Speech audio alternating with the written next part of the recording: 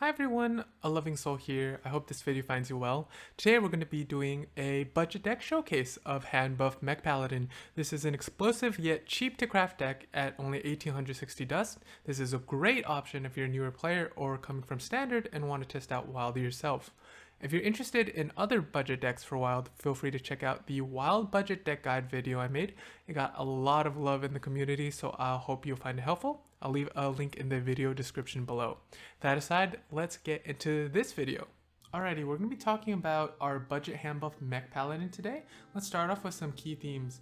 Let's begin with mechs and their magnetic text. So some of our mechs in the deck have this key text magnetic. If you don't know what that does, is essentially you have the option to play on the left side of an existing mech on the board and it will act as a buff. For example, this Bronze Gatekeeper will give 1/5 in stats as well as the taunt key text to your mech on the board. If you want to play as a standalone minion, feel free to play on the right side of your mech.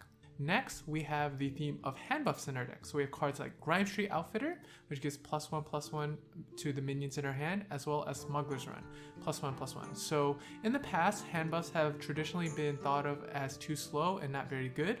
However, what really breaks the handbuff mechanic is the fact that we can take advantage of those buffs right away because of the magnetic key text that we mentioned earlier.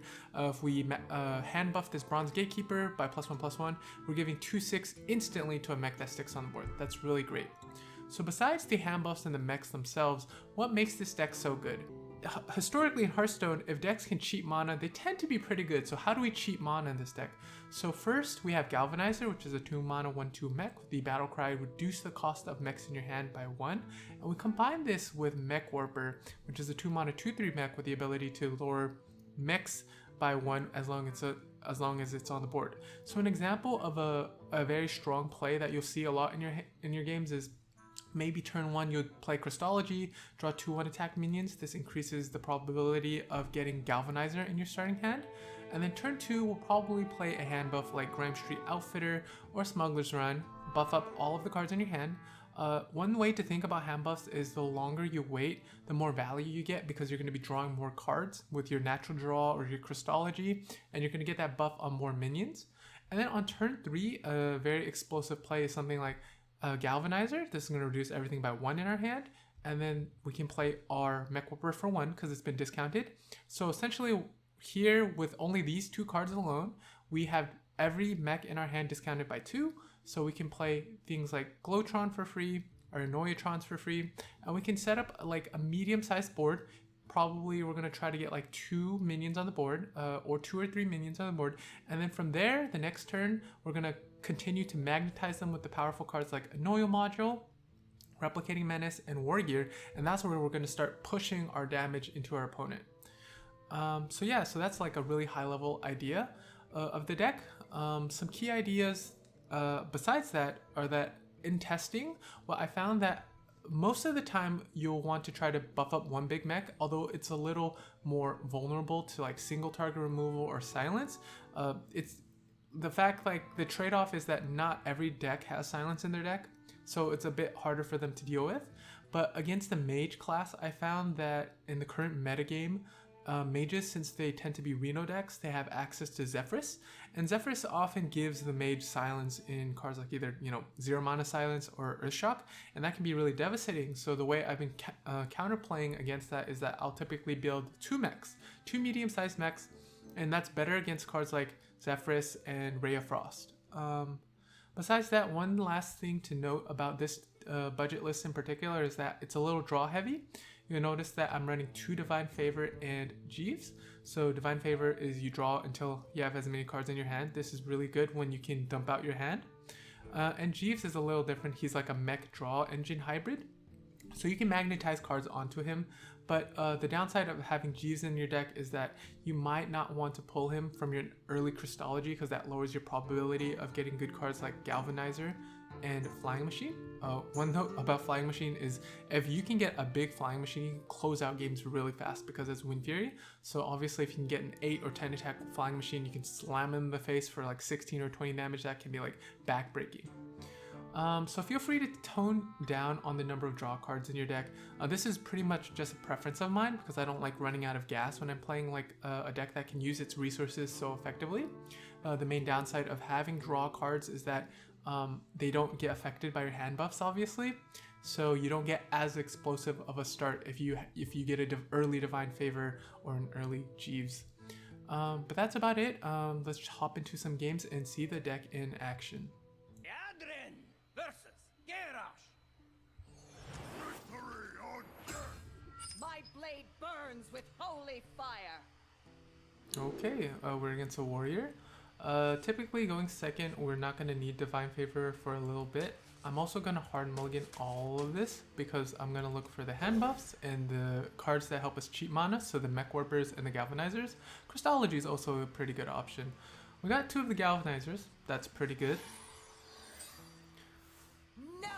Okay, we're against Odd Warrior. Okay, Odd Warrior is probably pretty tough because they have so much life gain, and he got a 1-drop. But let's see if we can muscle through. I'm just gonna go ahead and Galvanizer and buff this guy up.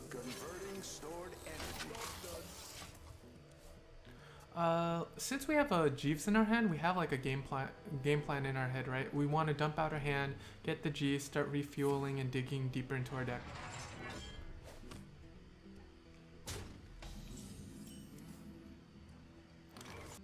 Yeah, so we have a couple options. We could just hero power here, or we could start discounting again with the Galvanizer. Let's go ahead and do this. And then I'm just going to go face here and start chipping away at that armor.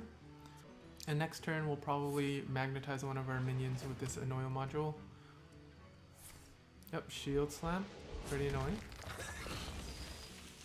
He's just going to poke away at my mech.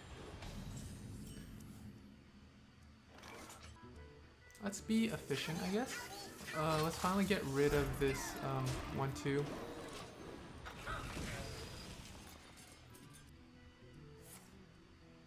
Yep. So Odd Warrior is pretty much just going to try to hit the hero power every single turn. Yeah, let's go ahead and Replicating Menace onto this, and then let's play...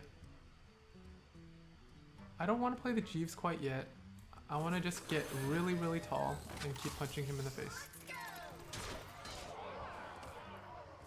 The reason why I opted to do that instead of hero powering is I want to be as mana efficient as possible and keep punching him in the face and dump out our hand so we can get more value out of this Jeeves. Our opponent did remove our minion though, which is kind of sad, but yep, we're just going to keep dumping. Just dump everything. And then we want to magnetize onto minions that can already attack so we can take full advantage of the buff instantly. Because Odd Warrior especially is going to have a lot of removal. Alright, Sludge Belcher. So we're going to be able to punch through this Belcher, I think.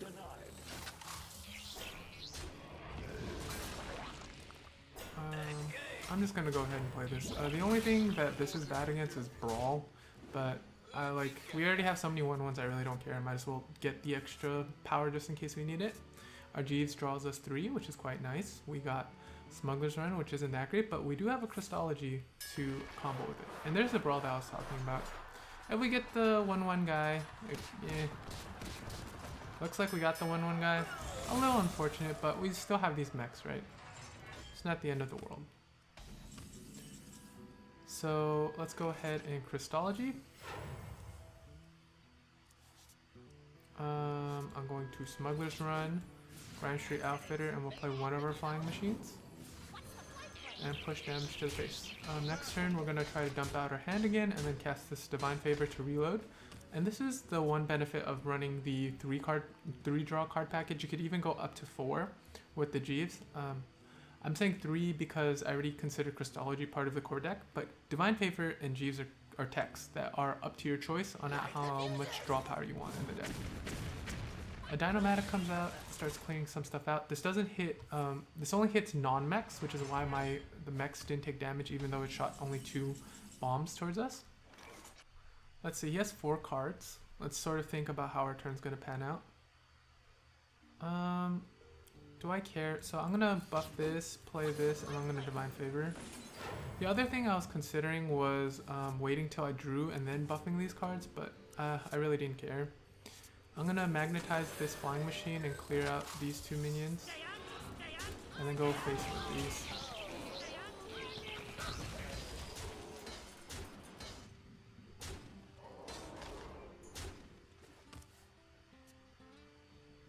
So we have 9 cards left in our deck and our opponent has 18. So as you can tell, we've been like aggressively going through our deck. And having like multiple draw cards allows us to dig deeper faster because one draw card draws into another draw card, which draws into another draw card. Opponent plays Gorehowl, so they're pretty much going to be able to remove all of our cards, but hopefully we'll be able to do one final push. We're going to just double magnetize onto this flying machine, which is a lot of damage. And it's just enough. So we were able to beat the Odd Paladin with our budget Handbuff Mech Paladin. It's really great, right? Liadrin versus Gul'dan. Your soul shall be mine! My blade burns with holy fire. Okay, we're against Warlock. Warlock tends to be a little tougher because they have a lot of good removal options. We're going to mulligan both of these to look for our explosive starts. Christology would be a good draw. We drew something that's playable. We'll probably have to float our first turn if we don't draw a 1-drop though. Okay. So next turn we're probably just going to play our Grime Street Outfitter. We have like a playable hand. It's not the most unfair hand, unfortunately. Divine Favor. That's probably not what we want to see because we do miss a hand buff. This is one of the downsides of playing Divine Favor, so I think it's a good counterpoint on whether or not you want to include many Divine Favors in your deck. Our opponent is playing something slower, so this is possibly some combo-oriented Warlock. There's a lot of Q block on the ladder, there's a lot of things like Darkest Hour. Just some things to keep in mind. I'm going to play this Flying Machine and see if we can get it to stick. If this Flying Machine can stick, we can start chaining our mechs together. We can do like a Nanoia module followed by a War Gear the following turn. We see an egg, so this is probably going to be a Q block. Let's go ahead and magnetize onto this Nanoia module. We have the option to pop this right now. I'm thinking about it. It's pretty good. But I'm going to go ahead and go face. I want to see how I get punished here. The downside is we're weaker to Plague of Flames. If he has Plague of Flames, we're sad.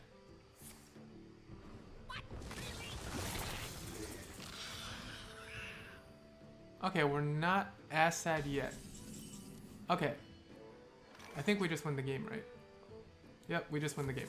So, the one benefit there of popping the egg would have been we played around Plague of Flames a little bit because we had 2 minions on the board, but yeah, you see Flying Machine can sometimes just steal games. Liadrin versus Uther. I will fight with honor. My blade burns with holy fire.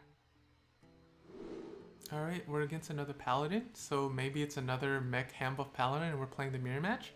I'm going to get rid of some of these cards. I'm going to get rid of these and look for something more explosive like the handbuffs, like we've almost always been doing every single game. We get a Galvanizer plus the Mech Warper combo that I detailed in like the introduction of this video, so let's see if we can pan it out. Alright, we have double Galvanizer. I'm going to go ahead and coin out a Galvanizer. And next turn, we're probably going to go off a Blessing of Wisdom. Wow. I'm just going to not attack with that mech. Essentially, Blessing of Wisdom, if I attack with this mech, my opponent gets 2 card draws, and that's just not worth it to me. Instead, we're going to go ahead and Galvanizer this hand, and we're going to go ahead and play our Mech Warper. And then we're going to go ahead and play this Annoyatron. We don't have to play these cards here because we don't have to play them right now because we have so many like discounts. This is always going to be free because it's already been discounted by Galvanizer. This one is like 2 mana if this Mech Warper dies. So looks like our opponent is playing another mech deck. Good to know, good to know. We do want to control the board a little bit, but we don't have to do it quite yet. We can just take advantage of this Divine Shield. I'm going to go ahead and play this Flying Machine. This might be one of the ways to win the game, but this could be more board oriented.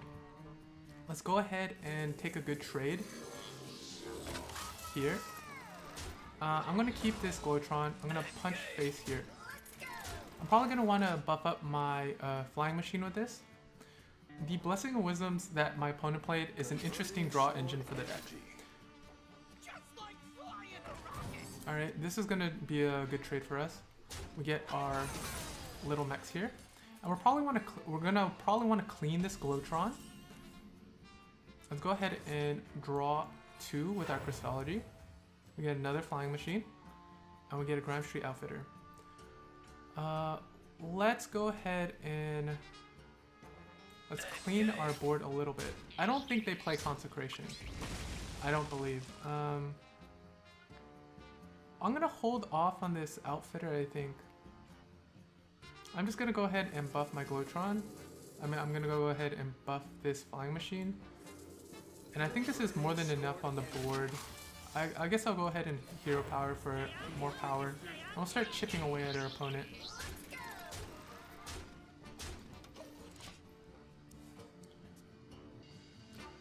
Playing this naked flying machine with no buffs isn't very good.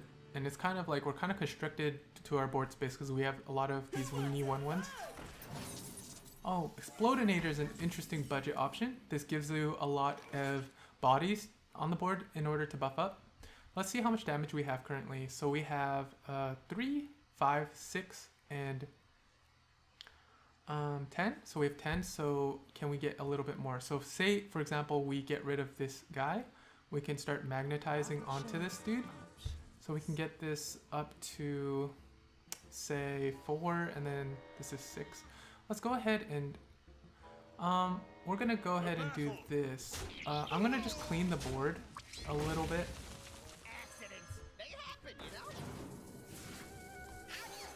Because the only way to lose against a mech deck is that they can magnetize. But, I mean, we have this really thick flying machine. And this is like what I mean by going tall. You want like one big mech that's very hard for your opponent to remove. But as you can see, like the weakness of mech decks is if you can control the board and stop them from being able to magnetize onto their mechs. That's one way to win against these mech decks. And we won. So our opponent was playing another mech deck, and we were able to win with our build. So I'm very happy with that. And we continue our win streak with this budget mech Handbuff Paladin deck, and we get to rank 8. Pretty satisfied with that.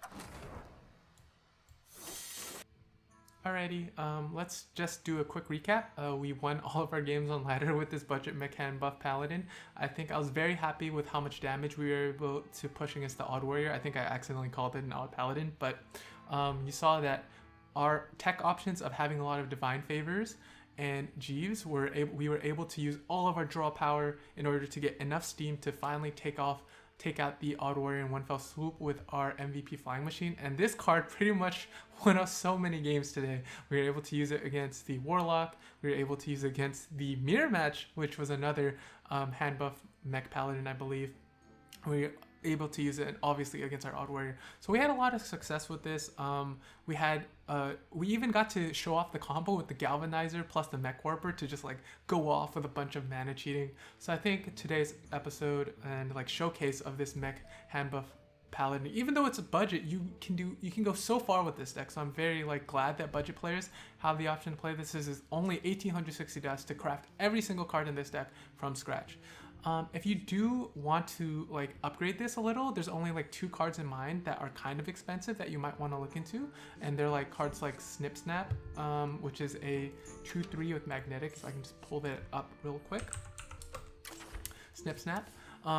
I wouldn't go out and craft it, but if you have this from the event or you're interested in this deck and you really like it a lot, this is one way to upgrade it. It's Magnetic Echo, so you can play this like as long as you have enough mana, and it also gives you 2 1/1 microbots, which is pretty good. And obviously the other card is Ziliax, which is the 3/2 magnetic with Divine Shield and Rush. But I don't think you need those cards to get to anywhere from rank 5 and possibly even Legend, although they might make your deck a little bit more consistent. I've substituted them for like budget options like Shield and Minibot. But I think you can definitely have a lot of fun with this. I hope you guys enjoyed this deck highlight. I really want to let budget players have fun in the game and be able to succeed.